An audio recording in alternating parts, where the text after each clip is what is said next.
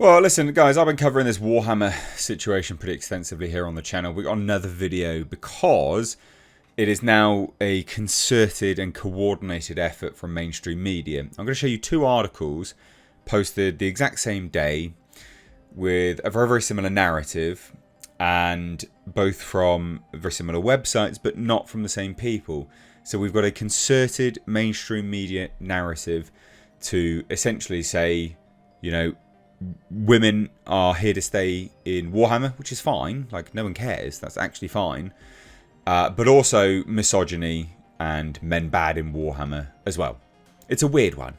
It's a real weird one. But it's definitely a coordinated effort. It's without a shadow of a doubt. We can see this here from all of the articles being published about it. So hit subscribe if you're new here, folks, and turn the bell notifications on. And we'll dive into this hellscape that is Wokehammer 50 Gay. Here we have it. So here's one article. Abigail Shannon posted 3 days ago. This is on Games Radar. So again, note the website. Okay, Games Radar. The title: How to Stop a Teenage Girl from Playing Warhammer. And then we go to another fairly similar-ish website. What's this? PC Gamer. 3 days ago, Jodie McGregor. Warhammer 40,000 has slightly more women in it now, and the neckbeards aren't happy. We're still not out of female Space Marines, but give it time. Yeah, definitely coordinated, isn't it? Definitely coordinated. Bunch of neckbeards, they're not happy. No, they're probably not, because they're the ones which have sustained this through to the era now of 3D printers. 3D printer go brrr when you disrespect people who pay for your games. And to claim everyone's neckbeards, I mean, that's... It's truly, truly wrong and insulting. You know, there are family men here which play this game and pay thousands of dollars for their armies. Not neckbeards, mate. Not neckbeards. But anyway, let's take a look, because, again, concerted effort there is. Let's take a look at this. How to stop a teenage girl from playing Warhammer. Okay, well, let's have a look. Being a woman who plays Warhammer can suck. This isn't news, of course. How can it suck? The same way anyone has an issue playing Warhammer? Yeah? No? Oh, you're going to be sexist. Yeah, okay, fine. At least as a woman playing video games, you can mostly cross enemy lines without a hitch, even if you play online multiplayer. After all, disguising your gender can be as simple as turning off your mic and resisting the deep-seated urge to play as a healer. I'm joking, mostly. Was that a random sexist joke at your own expense? It's weird. Playing in person, often a prerequisite for war games, and the best tabletop RPGs can throw a real spanner in the works. What you share of yourself is no longer your gamer tag or your avatar. It's your face, your body, your voice, each an element carrying with its own cultural baggage. Okay. When you pick up tabletop games, you're often looking for a little more than just someone to play with. You're looking for a community. As the heated discourse around the place of women in Warhammer 40k's canon surges on, it's because it's a retcon. It's a justifiable annoyance to people. It's a stinging reminder that finding that community is not always so easy if you're not a dude. It's a retcon. There are female armies. The sisters of whatever they are. There are female armies. What's your issue? People can be annoyed with a retcon, you spaz. As a 15-year-old girl with a voracious desire to play tabletop RPGs and a friend group who couldn't be less interested in the idea, I struggled to organically tap into the tabletop hobby. Blah, blah, blah. Anyway, once I convinced my best friend to stray from our usual Saturday routine of drinking bubble tea and I mean, this is the most white girl bloody fucking millennial shit I've seen. Bubble tea and buying tat at Forbidden Planet. What tat at Forbidden Planet? Forbidden Planet's expensive, man. The plan was in motion. I was going to the Warhammer store. Unfortunately, I didn't exactly receive the same warm reception. Okay, well, let's have a look. This is Warhammer Store, Dublin.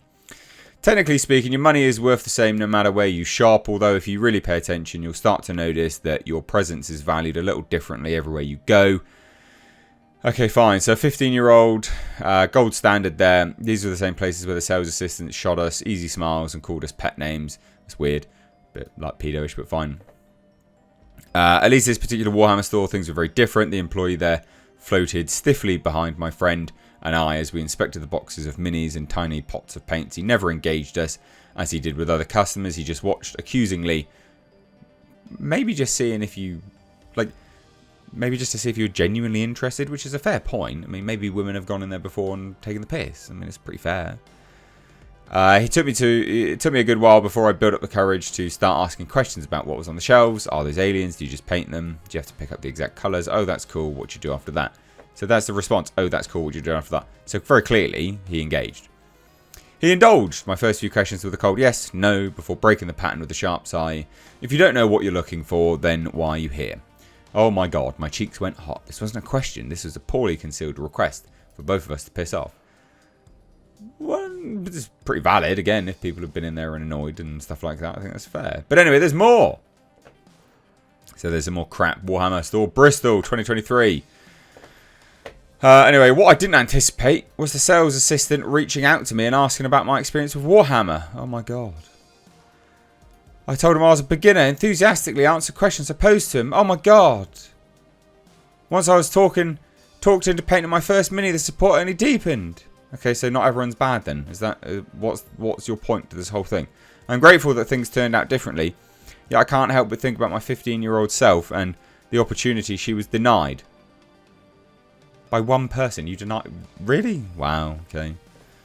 Anyway, progress is being made in representation for women, people of colour and LGBTQ plus people in Warhammer games. Well, it's just got to be everything, hasn't it? It's got to be, bloody all of them have got to be welcomed, I'm sure. Absolutely every bloody person, of course. And let me guess, are you going to have an all-gay army now? Is this what's going to happen? What's going to happen? Where does representation end? I've said it before, I'll say it again. Is it for ideology? Is it for profit? First aim of a business should always be profit. If ideology comes first, then you are fundamentally failing as a business. No doubt this is a worthwhile development. Who cares? Even despite the slightly scary, very politically charged backlash. Even in the absence of this, the most meaningful inclusion happens at your local store. Anyway, so to make an effort to engage new players, be kind. I agree with all of this.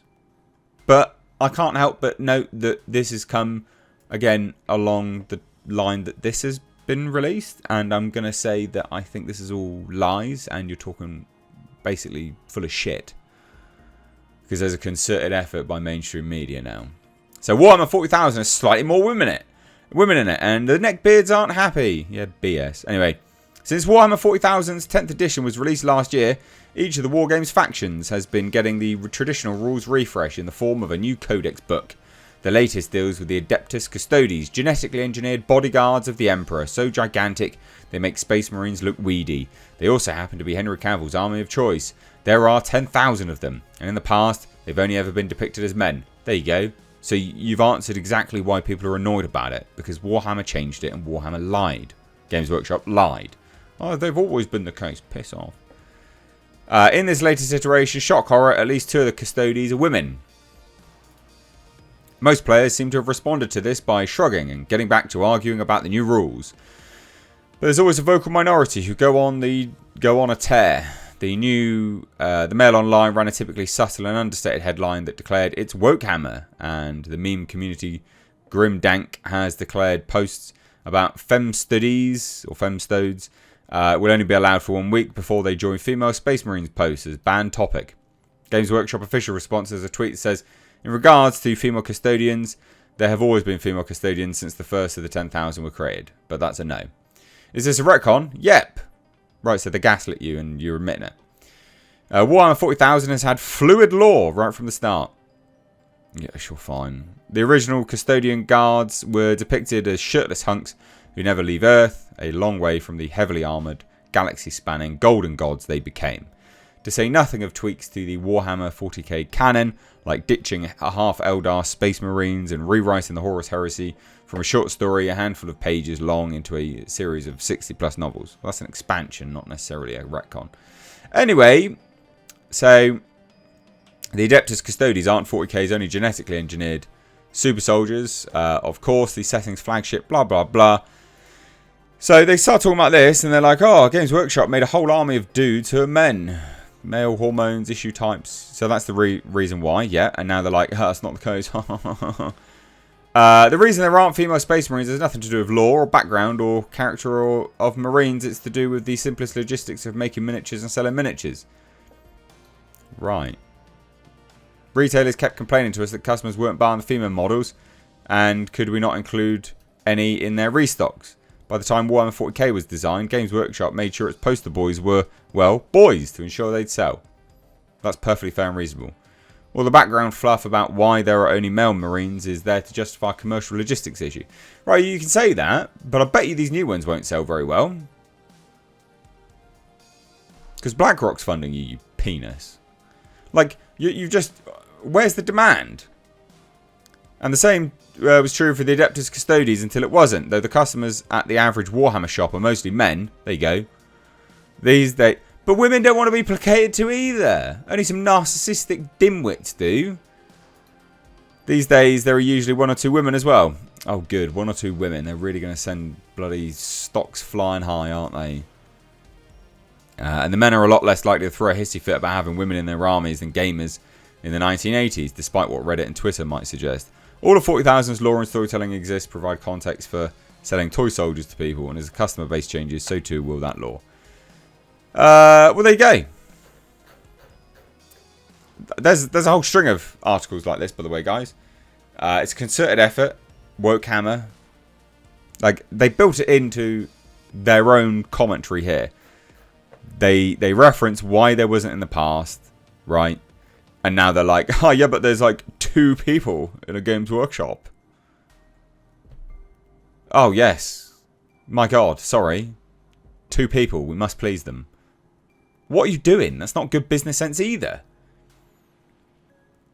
So anyway, there you go. I guess the fight for Warhammer is here. If you want to call it that. I mean, it's just sad and pathetic. It's just watching a company choose ideology over financial profit margins. Bizarre. Cheers, guys. Leave your thoughts down below. Take care. Bye-bye now.